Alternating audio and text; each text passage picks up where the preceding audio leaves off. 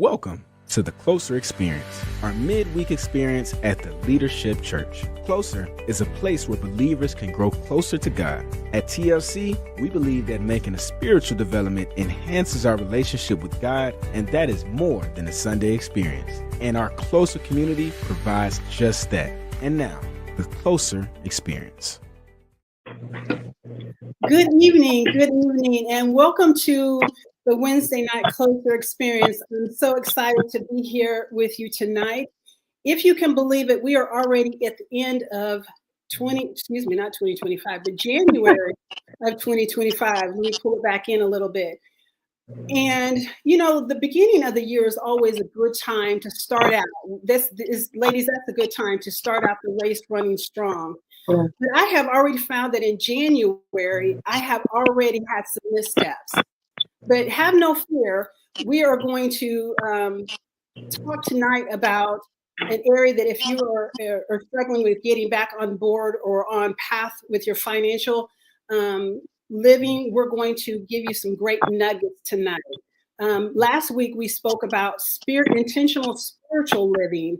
And if you didn't get a chance to view that podcast, I would encourage you to go back and listen to it. I promise you, it will bless your soul. I was on that call, but it provides you some great nuggets. Again, January is always a good month to try and get it all together so that your last 11 months are reflective of some great planning and changes in January. My name is Ella Jeanette Pollock. I am with the Leadership Church, and tonight I am joined by two amazing women that I intentionally selected to participate in this call because I talk with both of them on a regular basis, and many of our conversations are always about finances. And so who better than the two I already talk with to share this conversation. If you're joining us tonight, whether you're driving or you're sitting at your table, get out your notebook and pen because I promise you, they're going to drop some good nuggets, again, to help get you on course as we approach February of 2025. So tonight I have with me Melissa Stripley. She is also a member with the Leadership Church, and again, just amazing young woman that I spend time with, and hopefully some more time with, because just great energy. The other young lady I have with me is Angelique Spencer, and we lovingly refer to her as Al. She might not respond to Angelique, but she is known as Al. And I tell you, I love this woman. We hold each other accountable, and finance is an area that we're always pushing one another to be better. So, ladies, thank you so much for joining me tonight. Thank you for having me. Absolutely. Yes. And Al is in sunny Florida. We don't hold it against you. And Melissa's here in cold Georgia. But I think today was a lovely day. Today was a great day. Okay. At any given point, we either got snow or sunshine, and we taken off our jackets. So we don't know all of that stuff. But we're going to focus tonight on an awesome topic, and that is intentional financial living. That topic just excites me. So again, let's go ahead and jump into the conversation. And I want to start, and I'm going to ask both of you this question so you can respond. I'm going to start with you, Melissa. What does intentional financial living mean to you, and how do you incorporate it into your daily life? That's a twofer. That is a twofer. I would say, what does it mean to me? Planning, a little forecasting, maybe. Mm-hmm. I was not always intentional in my finances, so I am growing in that area, probably more and more over the last 10 years. I would say that I do have a good foundation. Mm-hmm. Where my parents were always talking about, what are you going to do with your finances? Make sure you have a job, saving part of that. I had fallen off the wagon a few times, for sure. But I think just intentional financial living for me is that planning and forecasting, making sure that I'm being responsible with my finances, and then incorporating it into my daily life. As you said, talking to people that I respect in that regards, trying to soak up things more about finances, whether it be a podcast or an article, just surrounding myself with people that know more than me. Okay. Trying to, something we say at the leadership, get one good nugget per conversation, sometimes two good conversation. I have multiple notes in my phone where I'll hear something and I'll write it down, do a little research later. But I try to, if not daily, at least every week, learn something to, be better in my finances. That's good. That's good. Okay, so what about you, Al? What does intentional financial living mean to you? For me, it starts with mindfulness. I think everything starts with mindfulness for me. Being more proactive in your thinking as it relates to what do you want to accomplish. I think oftentimes when you're mindful, you can also equate management. How do I want to manage my future? And in that, there's those conversations that we tend to have about money and where we want to see ourselves. What are our long-term goals associated with that intentionality? And so I think for most people who are listening tonight, I would always encourage them to be a little bit more mindful about where do they see themselves in the short and the long term. Because when you can see it, you can envision it. When you can envision it, you can operate to get there.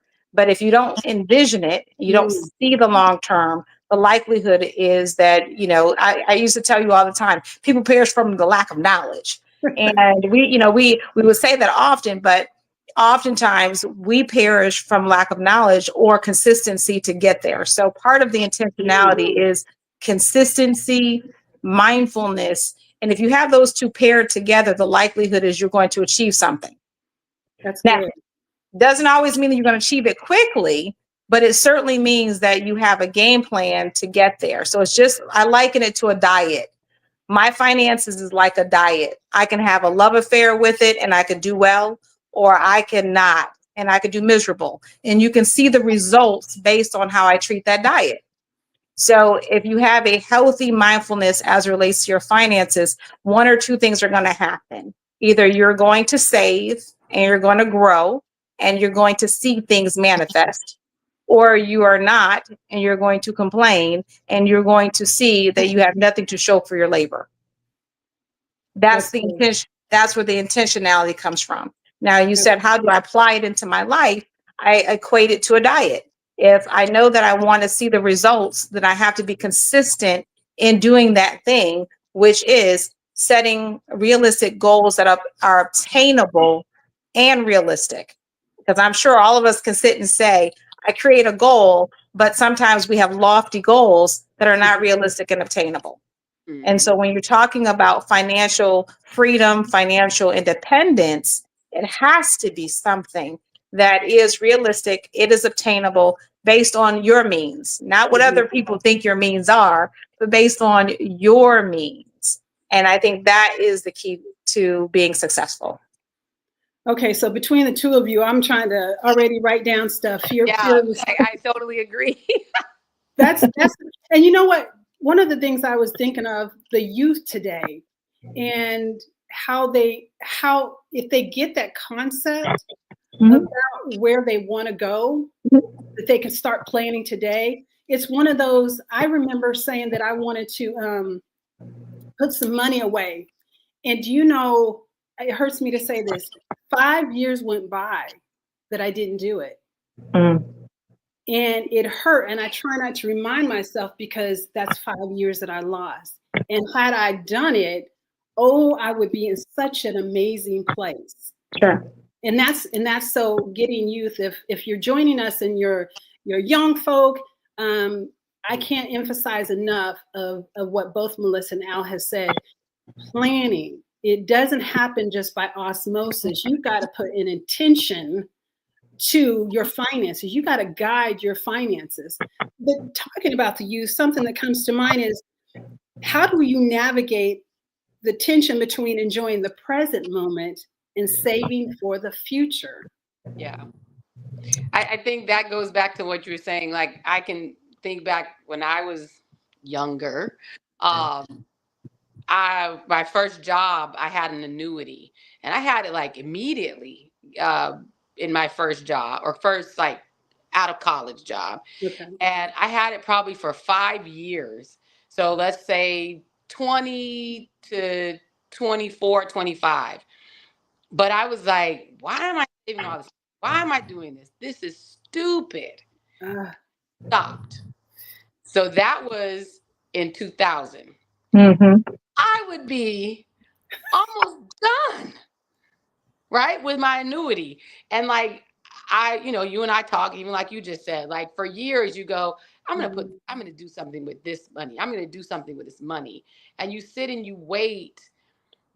I think it's one of those things of like, what can you see in front of you versus the things you can't see, right? Like you can't see 20 years from now.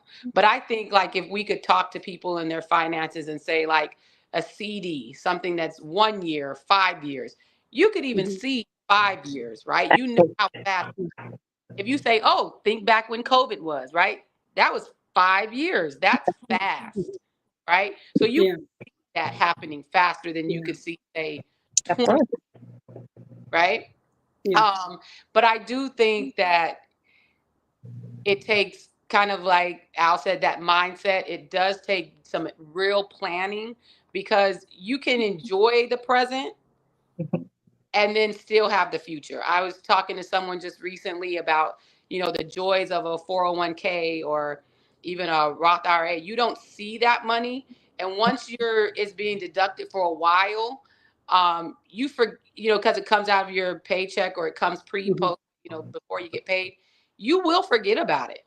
And you'll look up in 3 years, and if it's, going good, you'll be like, wow, where did all that come from? And I think like those are the things that are easier to do versus like having to send the money to the, wherever you're going to do the investment or whatever if you have to touch it, it's more problematic.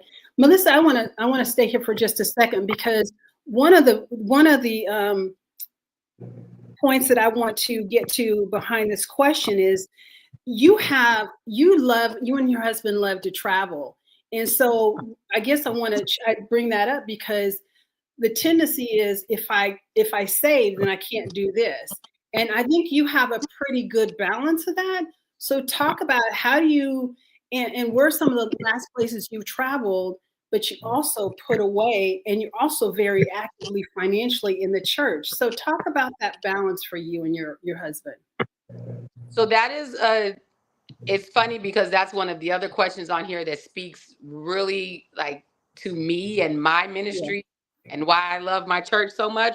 But that growth for sure happened because of the leadership church, which was almost 11 years ago now. So we do a budget. Like I said, this financial responsibility thing is relatively new for me, but it's important to me because my parents are retired. My husband's parents are retired. I see the life they live, and I'm like, I need to get there, right? Like that's something I want. We do travel quite a bit. One thing we do is sit down twice in the beginning of the year. So kind of at the last week of the year, and then again 2 months later, just to feel like to really reflect on the things we wrote down. So we talk about, we're going to do our one big trip. That's normally out of the country. We're going to do one away game for a sporting event. We're going to go on a road trip. My husband goes on a trip with his friends, and I go on a girls' trip either with my sister or my friends. So that's kind of how that plays out. I am actually hoping to travel less this year. That is a goal of mine. I was on a plane every month of 2024 except one. So I am intentionally trying to spend less money on an airplane. But like you said, we sit down and we talk about it, right? So they're not, a couple of them were last minute trips, but none of them were like just fly by night trips. We put our tithes first, then it's our mortgage, then it's, all of our other bills. We talk about growth in our tithes. We talk about growth in our savings. So we set out like, we actually have a joint savings account, and then we each have our own savings account. So we set out like, what are the goals for those things, and how can we like cut in certain places to grow in other places, right? I was just talking to Pastor Tony about like travel, and does he need help doing a travel evaluation? Because we love what sounds like extravagant trips. We just got back from Portugal. We're going to go to Vietnam this year. But all the countries you've seen us go through, right? They're all ones where the dollar is strong. So we're not just, that's a good nugget. Yeah, we're not out here just like spinning the globe and hitting the dot, right? We do a lot of research, and that's part of the fun, though. Like we'll decide while we're in Portugal, we decided Vietnam. Okay. So we'll send each other videos. We'll pass back and forth research, and that's like sometimes a Friday night instead of going to the movies, we watch a bunch of YouTubes about Vietnam. So it's like we save a little money. I like that. The trip. But yeah, I think sitting down, writing out like with our house, what is a big spend thing we're going to do with our house? Those are the kind of things we do. And the taskmaster that Pastor Alicia gave for this year's intentional living, I think is good, because you take bites at a time to help you keep yourself on track. Yeah. Instead of getting to November and realizing like, oh my gosh, I didn't mark off 8 of these things that I planned to do. Yeah. So. And just real quick, so the taskmaster is one. We have a pastor she's results driven. So she breaks it down, and so she has the membership, a taskmaster where you set 3 goals. Don't set 9, don't set 12, because then you get yourself out of the realm of realistic, and you're really setting yourself up for failure, because trying to make too many changes makes it tough and it's not natural. So starting with 3, that's 3 per quarter. Yeah. And so Al, that feeds right into ongoing conversations. You live by quarters. But go ahead and answer how you navigate between the tension between enjoying the present and saving for the future, and then talk about your quarterly goals and how you approach that. Sure. I think, first of all, I know you had made a comment earlier about, I want to revisit a comment about young people. Yes. And the notion that young people need to figure out a plan and understand that if they can glean what we know at our age, that they could be in a better situation. I just want to say, for the record, I'm still young. Okay. So I'm amongst young folks. So for all of us who are 50s and over, we're still part of the young folk. So I don't want folks thinking that by the time the younger, because I think a notion sometimes is, and the reason why I brought that up is because sometimes people, when they get to a certain age, they feel a level of disappointment that they are not where they thought they should be. And so then there's that thing that kind of sets in, which is that hopelessness, the despair, the thought of that I haven't achieved. And then, the doom and gloom sets in. And so, I work in an industry where I see individuals who are 90 and 100 years old all the time who are thriving. And so I am of the mindset that there is never a late opportunity. It's just an opportunity missed if you choose not to take it.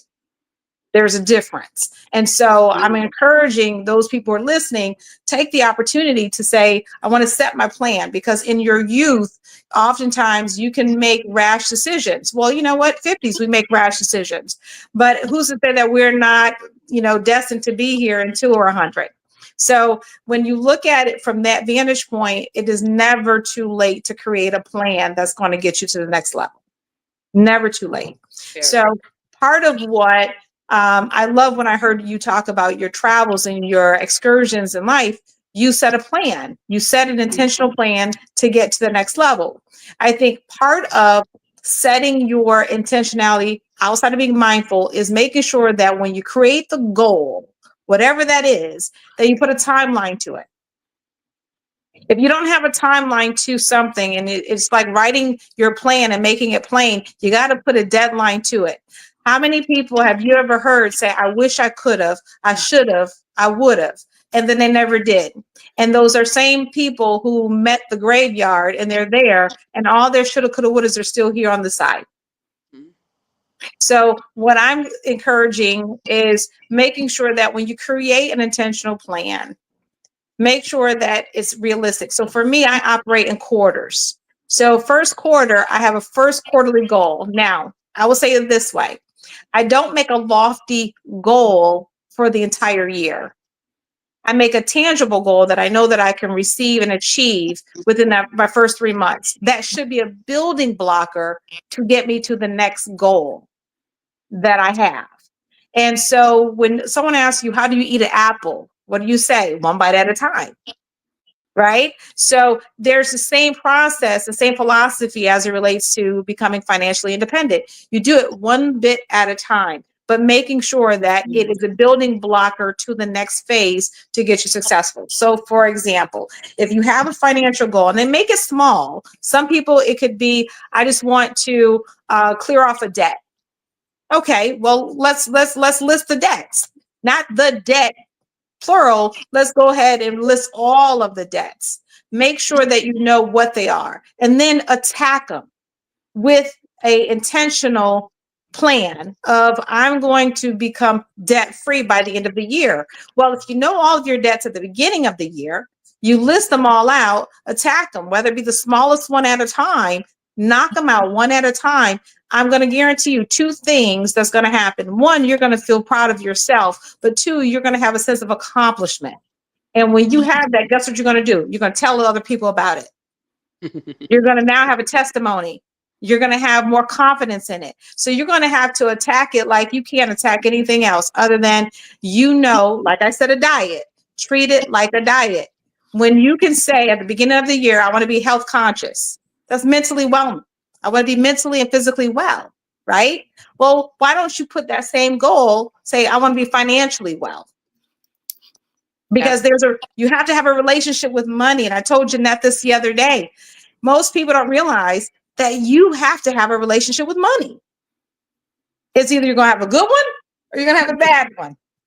But the bottom line is you're going to have a relationship with money, and you can tell the relationship you have with money, and everybody can do this. So if you're listening to me, track this, see it for yourself.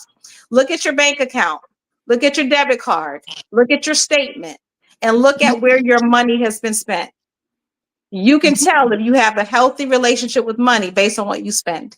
Oh, hold up. I can't keep up with all these nuggets. And you can tell if you have a bad relationship with money because you're going to be able to track where your money's spent. So if you're the type of person that says, I want a healthy lifestyle, but you go out to eat all the time and you're spending money out eating and dining and socializing, the likelihood is when you say you want to pay off a debt, you didn't pay that debt off because you were doing the opposite. So how do you turn it around to make it work for you? Does that make sense, ladies? My toes hurt. I'm just saying, I was going to say, pause, let people digest this, because I think you slapped them around, picked them up. I think somebody was eating something, they put it down because they felt convicted. Right. Let me just say, thank you, Barbara. She was saying, I'm 65 and still getting it right. And that's such an important point, that don't ever think it's too late. Right. Don't ever think it's too late, and discount yourself and what God can still do in your life. So, wow, just a minute. I need to breathe on that one because you went in. Good. And I'm sorry, I may have even missed the question. I just knew that I'm young, and I just want to make sure that was stated. No, you taught us how to navigate. You did. You definitely. Oh.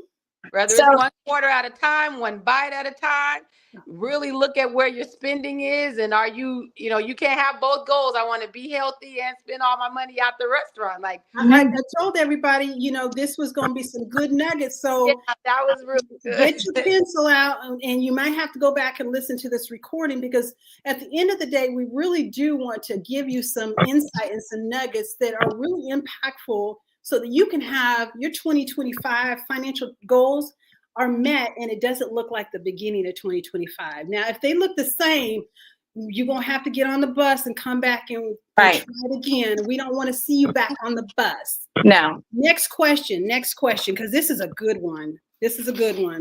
So have you ever experienced a significant shift in your financial mindset, and what triggered it, and how did it impact your approach to money? Absolutely. Yeah. Al, I'm gonna go ahead and start with you. So full disclosure, a lot of people don't like to talk about, particularly in the church, when you go through relationship things. For me, I was married for years and I got divorced. Okay. And, that was a tough time. And I'm sure those of you who listen, some people may have never been married, but they've gone through breakups and makeups and you name it. And when you find yourself in a single situation, particularly for those single moms, or the people who are now navigating this world of being single, you see your finances completely different when you're accustomed to having joint income. So my sister talked about having, a joint income for the household, separate income for separate income for her husband. But when I'm speaking to the women and the men that are out there who solely have to do this with one income, when all the prices in our economy, food is high, the cost of living is high, people don't get cost of living adjustments. When you don't have career opportunities where those dollars are increasing at the same rate that the cost of the market is increasing, that's a challenge, real talk. But one of the things that I think is important to note is that when you live below your means, that when the market or anything goes up, you don't feel it as bad. It's only when you are living above your means and you've extended your debt and you have expanded your debt, then you start feeling that feeling of suffocation, because you feel like now you're under the mountain, not on top of it, but you're under it. And you're trying to figure out how to climb that mountain. And so the shifting for me as a single person was, how can I live below my means to still be able to live the lifestyle that I want and to still be a giver? Because my natural inclination is to be a giver. How can I still be able to do those things that satisfy me, but also to be able to sustain the livelihood that I want? So that was the first part of the mind shift, of recognizing that I had to figure out, how do I live below my means? So where do I cut the cost? And every single one of us, that's why I said, go back and look at your spending. I really do want you to do that as a homework assignment. Go back and track your spending, because the moment you can track your spending, you can start to look at, what are the things that I personally need to do in order to start to save and make a shift in my financial future. So for me, my first cost was in hair. Okay. So if I'm going to be honest, so for me, I wanted to make sure that I was able to afford a certain look and aesthetic, but I didn't want to have to keep paying $300-$400 for hair, weaves, extensions, and you name it. So guess what I did? Thanks to YouTube University, I learned how to braid my own hair. I do my own hair. So and you look lovely. Thank you, ma'am. But here's the thing. It came with a cost. It now costs me my time. And so most people don't realize that the commodity that you can never get back is going to be time. And so how you use your time also would determine how successful you're going to be in this financial freedom. So most people who will say, I don't have time to do stuff, then you start to look at your day. Here's another homework assignment, my friends. Look at your day in 24 hours. At the end of the day, journal. What did you do all day? If you spend more time on social media, scrolling on your phone, talking on the phone, and didn't do anything that's productive, how are you going to get financial success when you are wasting your time? That's important because time equals money. So if you want to make money, you have to do something to do it. And so for me, I had to sit and learn how I can cut costs. So for me, the first thing was extensions and hair. The second was I could do my own pedicures. I could do my own manicures. How much, ladies, do we spend on manicures and pedicures? Now, I'm not saying that you can't get your nails done. I'm just saying there's different ways that you can do it. That is a cost. And more importantly, it's a value.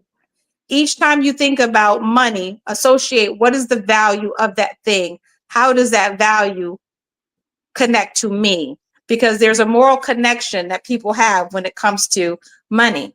That's why you got another relationship. Wow. Okay. This is okay. Now we talked about some things prior, and so and let me just say here, if you're the smartest one in the room, you need to find another room.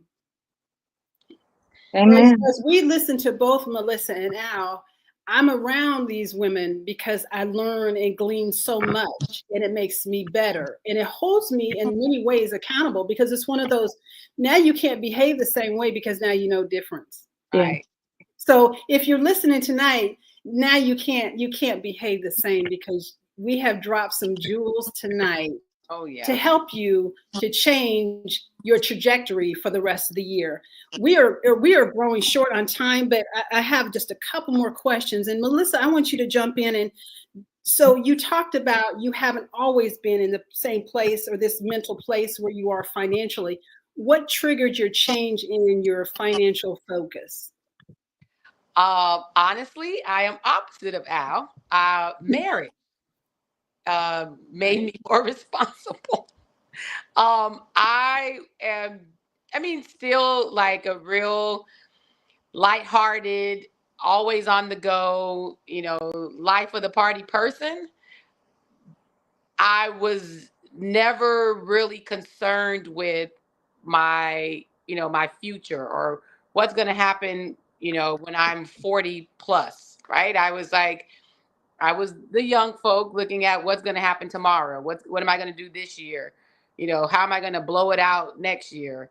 And just really being able to connect with someone. When we got engaged, we knew that we wanted God first in our marriage. And that's actually how we were led to the leadership church, or that's how I was led to Pastor Cash and Elisha. And just one of the big things that they talked about, or that we used to say all the time is, how is your life changing? Are you just sitting there not growing? Whether it be in your spiritual walk, whether it be as a wife, whether it be personally, you need to be growing. You can't just sit in the same space doing the same things all the time. Mm-hmm. A big thing with budgeting happened with our tithes and offering. Not even, I think I've told you before, Jeanette, how bad it was when I first started the church. And now it's just like, how could I not give, right? Like the church gives so much back to me. I'm able to connect with even just this call tonight from knowing the church, right? And I think that's where the mind shift really came from, being able to trust the Lord in my giving, and him saying like, if you can be responsible, I can reward you with more. I wasn't being responsible, and so I couldn't handle more, right? I was waiting. I think like some of the conversations you and I are having now, and I have with Pastor Tony a lot, is what am I doing with the surplus? And that's a mind shift. Something that he talked about 2 Sundays ago was that intentional risk, right? And I think you and I kind of talked about it before, like, I don't want to give up my thousands of dollars. And then I think he said the other day, like, and you lose 30,000 in one day. I was like, no. That didn't help. Because one thing you know about me, when I read that question, I thought you were going to ask me what was the difference between being frugal. Because I am cheap.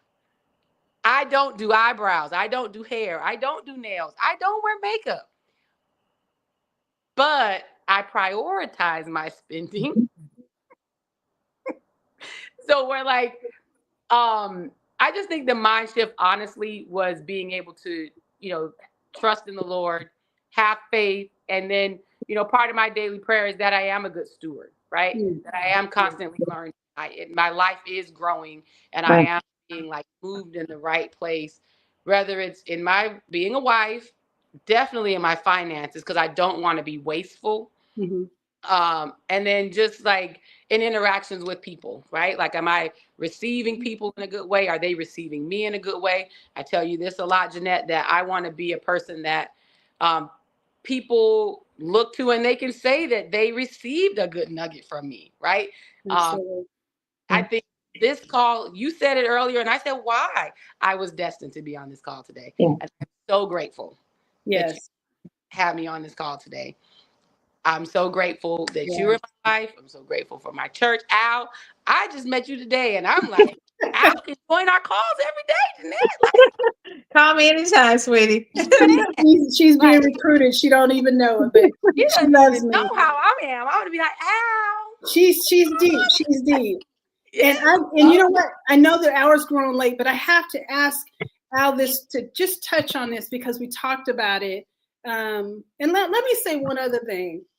It doesn't matter your age. If someone has good information, it's still good information. Amen. It really is. So Amen.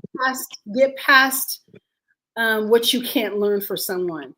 You never know who God puts in front of you. Amen. That's your lesson, your education. I was talking to Pastor Tony, and it might have been today. It just blends together. I get a sermon every day, but the teacher will appear when the student is ready, and oftentimes it's all around us. Amen. But we're not ready. We're not. So I dropped that nugget, but Alan, I want you and I were talking about something that I just think was profound, and I want you to touch on it before we wrap up. You talked about tracking your money and visiting your money on a daily basis. Talk more about that. So many of us, we don't date ourselves. So I like to date my money. I like to see how is it going. I like to see what ain't working right. And I like to make sure, as if I'm dating my money, okay, we have a good relationship going on. So when I wake up in the morning, I like to date my money. I want to see what happened with my money last night, because I believe money should be making money for you when you're sleeping. And so if it's not, there's always ways to readjust. But when you date your money, or you're visiting your money every day, you're able to track your spending. And I joke about it often, but this is real truth. If you go through a whole day, most people will swipe their debit card and not know how much they've swiped in a week. Most people will not even know how much they swiped in a day. And so it's so important that at night I reconcile, just like when I do my gratitude and I do my prayers at night, and I'm thanking God for all the wonderful things he did. Before I even say my prayer, I'm looking at my little date, which is my checkbook. And I'm making sure that my money is supposed to be where it's supposed to be, so that I don't wake up the next day with an overdraft. I don't have to wake up the next day wondering, did somebody have access to my account that they didn't? Do I have some superfluous charges on my account that shouldn't be there? I'm able to see that, and I'm able to jump up and see or make the necessary changes needed, or contact the credit bureaus or contact whomever to say, I have some erroneous charges on my account. Visiting your money only makes sense. One thing Oprah Winfrey said years ago, she says, I sign every check because I like to know where my money went. I like that. Most people will have the tendency of never reconciling their bank statements. And what happens is they get these automatic statements and or paper copies. How many people, if you want to really be honest, really sit down and look line by line when you get your statements? Most often not. Most people will get them and say, oh, let me look at the bottom line, which is the balance. And then they will discard it. So one of the things I'm going to say to you, when you talk about living a healthy life, you want to have an intentional mindset when it comes to finances. 3 things that I'm going to have you do as a homework assignment. I guarantee you, if you do this, you will feel empowered no later than 30 days, because you're going to have to wait the 30-day cycle so that you can see your statement. Every day you swipe your debit card, write down that. If you don't have a tracker, if you don't have a calendar, if you don't have a planner, write down your spending daily. Create a journal, write down your spending daily. At the end of the month, that spending should reconcile with the statement that the bank gives you. If it doesn't, question why. That's important, because if you don't know where your money's going, you need to see where the variance is. So that's the first thing. The second thing I'm going to say to you is treat your finances like a diet. If you want to have a healthy diet, you're going to do all the necessary things to be healthy.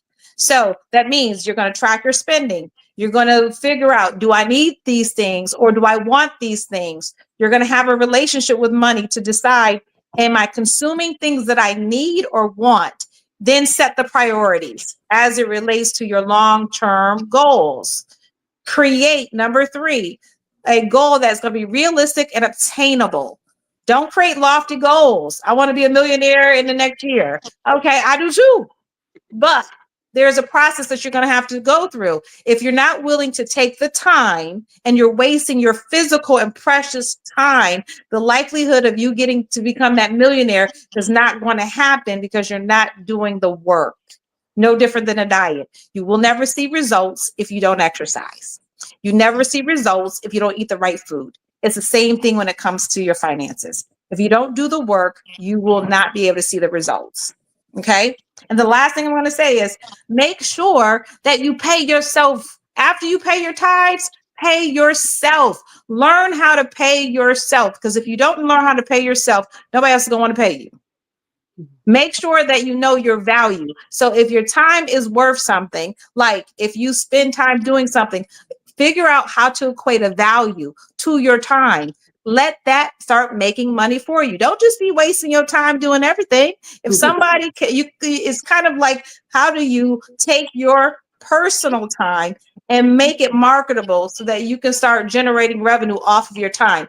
We do a lot of things in the world for people for free and never ask for a penny. Be okay with asking people to pay you for your time, because it's valuable. That's okay, all. I can't take it all in. I can't take it all in. I feel like, where's my book, my tracker?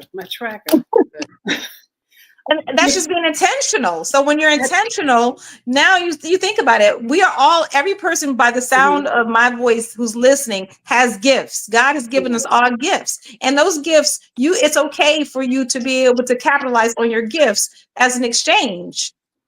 It could be bartered. It could be donated. It could be done for free. However, you can monetize it if you want to. And if the goal long-term is to be debt-free, maybe that is the way that you do it, monetizing your time.